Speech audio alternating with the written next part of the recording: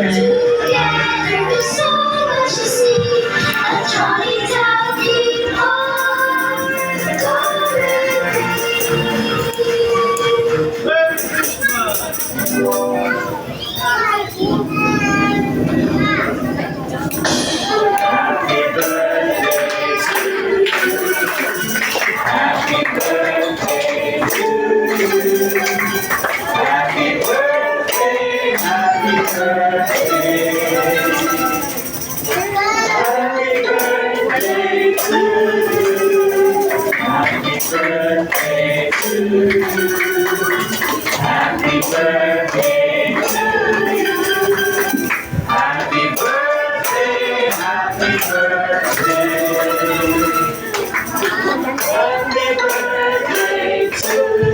Yung mas mabilis naman po para exciting.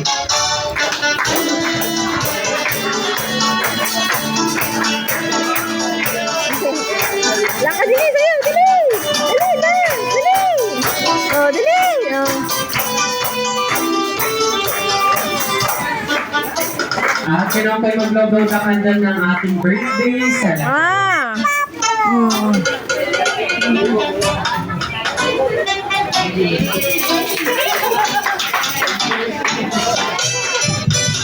Ayan, and this second po message ng mommy and daddy para sa ating celebrant.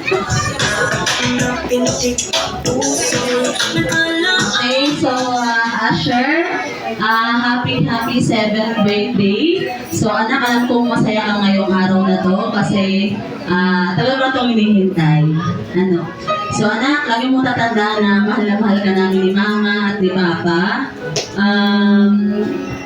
Lagi ka lang makikinig sa amin. Yan. At syempre, yung lagi ko sinasabi sa iyo, anak, yung magkaroon ng respeto sa kapwa. Yan.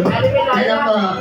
At saka, yung pagsunod sa mga magulang at sa nakakatanda. Anak, lagi mo tatandaan na proud kami sa iyo. Sa kung ano yung ginagawa mo. Ano?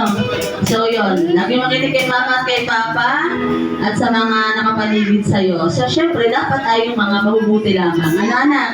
Yan. So, I love you so much, anak. Ayan. God bless you.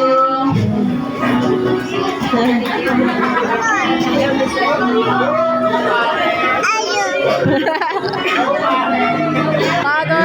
Message ko ni Daddy para sa ating birthday celebrant. Okay, yun lang po. Happy birthday, Asher. Wala na akong masasabi. Sinabi na lahat ng iyong mama. Masaya ka po ba?